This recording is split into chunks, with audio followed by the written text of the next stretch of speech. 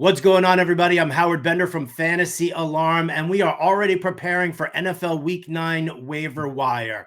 No rest for the weary. Wins are a must in fantasy football right now, and you need to know who to pay attention to the most when you're looking at making some waiver claims this week. Now, at fantasyalarm.com, we've got Andrew Cooper doing our full waiver wire article series. He's got must adds, streamers, and stash plays. So be sure to check those out. This video here, sort of a waiver wire watch list, if you will. Names that I'm going to give you, keep them on your radar as you start prepping for your NFL Week 9 waiver wire. We'll start at the quarterback position with Bo Nix of the Denver Broncos. I had my doubts, 100%, but it really looks like he's rounding into form right now. He's thrown for multiple touchdowns in 3 out of his last 4 games. He's also averaging 32 rushing yards per game with 4 rushing TDs on the season. That's a huge element in fantasy. And it might look like a tough matchup against the Baltimore Ravens this week, but we just saw Jameis Winston and the Browns beat them. So I'd rather take a shot on Bo Nix as a rookie than look at Malik Willis or Jacoby Brissett.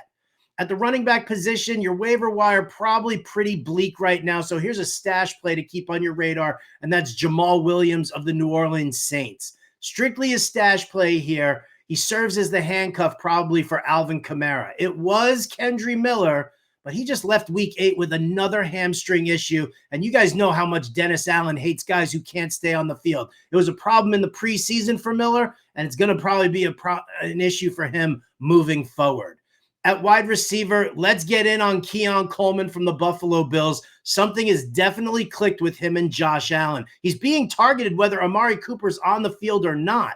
Coleman's seen 14 targets in his last 2 games. He's turned that into 9 catches for 195 yards and a touchdown. He's really strong in contested catches, and he's got an ADOT, an average depth of target of almost 12 yards. So that's a huge, huge number for him, and he's going to be great moving forward.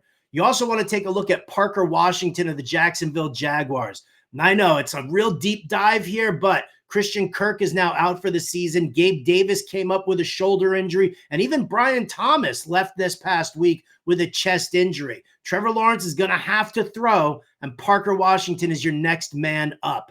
And then finally, since nobody's dropping a tight end after what we just saw on National Tight Ends Day, I'm going to give you a little sleeper pick here for tight end. If you've got George Kittle or Pat Freiermuth on a bye in week 9, get yourself some Noah Fant.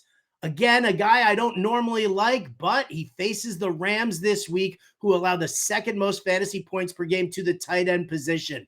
DK Metcalf might still be hurting a little bit, and Seattle at home really needs to recover from this last week's loss. Noah Fant could find his way into the end zone. As always, check out everything we've got over at fantasyalarm.com, and we've also got a quick flash sale going on right now. fantasyalarm.com/year. Promo code YEAR. That's going to take $50 off of the annual subscription, which basically knocks down your monthly fee to less than $20. fantasyalarm.com/year. Get in the action today. Win your championship tomorrow.